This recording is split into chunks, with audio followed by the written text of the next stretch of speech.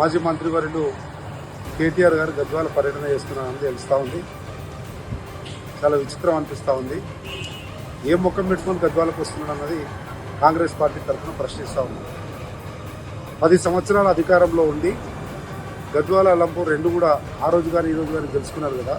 10 సంవత్సరాల్లో ఈయననే మహానుభావుడు చేనేత శాఖ మంత్రి ఉండి టెక్స్టైల్ పార్క్ పెట్టి ఇప్పుడు గద్వాలు పోతుంటే కనబడుతుంది. రైట్ సైడ్లో చూడమని కోరుతా ఉన్నాం కేటీఆర్ గారిని. ఫౌండేషన్ స్టోన్ మొత్తం పిచ్చి మొక్కలు మొలిచినాయి.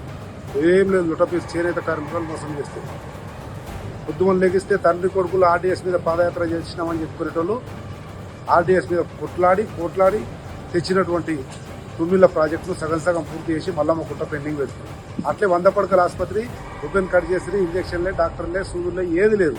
మున్సిపల్ శాఖ మంత్రిగా 4 మున్సిపాలిటీలకు ఇన్ని కోట్లు అన్ని కోట్లు అని తండ్రి కొడుకులు అనౌన్స్ చేసి ₹1 రాలేదు. లుటపీస్ అయితే ఇప్పుడు మళ్ళీ వస్తున్నావు. ఏం ముఖం పెట్టుకొని వస్తావు? అదే 10 సంవత్సరాలు మీరు ఏంది ఈరోజు రేవంత్ రెడ్డి గారి నాయకత్వంలో ప్రజాపాలన వడివడిగా అడుగులేస్తూ 100 పడకల ఆసుపత్రి ఓపెన్ చేసినాం. అలంపూర్ నియోజకవర్గ ప్రజలు అందరూ కూడా సల్లంగా ఆరోగ్యాన్ని కాపాడుకుంటున్నారు. అదేవిధంగా మల్లమ్మ కుంటకు సర్వే పనులు ముందుకు పోతా ఉన్నాయి. 125 కోట్లతో కృష్ణా మీద కొత్త బ్రిడ్జ్ చేస్తారు. ఈ రకంగా 2 సంవత్సరాల్లో వడివడిగా ముందుకు పోతుంది ప్రజాపాలన రేవంత్ రెడ్డి నాయకత్వంలో. 10 సంవత్సరాలు పడవ పెట్టింది. 10 సంవత్సరాలు నడిగడ్డ ప్రజలను మోసం చేసి మాయమాటలతోటి కులాల పేరు మీద చిచ్చు చేసి ఎన్నికల్లో గెలిచారు. మళ్ళీ ఇప్పుడు వచ్చి ఏదో పార్టీ మారిండు ఫిరాయింపులు అని చెప్తారు. ఈయన పురుషలింగం అంట, స్త్రీలింగం అంట, వీళ్ళు ఎటో తెలుసుకోవాలన్నట, ఆ మధ్యలింగం అంట. అప్పుడు టికెట్ ఇచ్చినప్పుడు తెలియదా యాలింగం ఇది?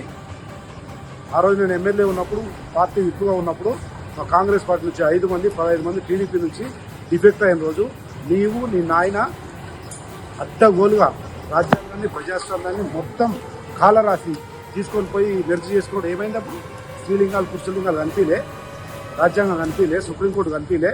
ఈరోజు సుపనాతి మాటలు మాట్లాడుతున్నాం.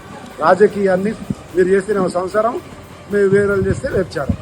రాజకీయాన్ని వ్యభిచారంగా మార్చిందే మీరు మళ్ళీ ఈరోజు సుపనాతి మాటలు మాట్లాడుతున్నారు. అందుకని నడిగడ్డకు వచ్చే నైతిక అర్హత లేదు కేటీఆర్ గారికి. వస్తే కూడా నడిగడ్డ ప్రజలు తిరగబడతారు. పరిస్థితి బాగాలేదు, దయచేసి విరమించుకోని కూడా చెప్తా ఉన్నాం. మంచిగా రేవంత్ రెడ్డి గారు ప్రత్యేక దృష్టి పెట్టి గద్వాలలో పూర్ణ అభివృద్ధి పథకంలో ముందు తీసుకోబోతా ఉన్నాం. నీ కుటుంబం, నీ చెల్లెని చూసుకోలేవు. నీ అయ్యా నసనస అంటున్నాడు, మీ బావ గుర్రుగున్నాడు. మొత్తం టీఆర్ఎస్ పార్టీ మునిగిపోతుందని మొత్తం కార్యకర్తలంతా నేనే తీసుకుంటున్నాను. నీవు వచ్చిన నడిగడలేదో ఉద్ధరిస్తున్నట వేస్ట్.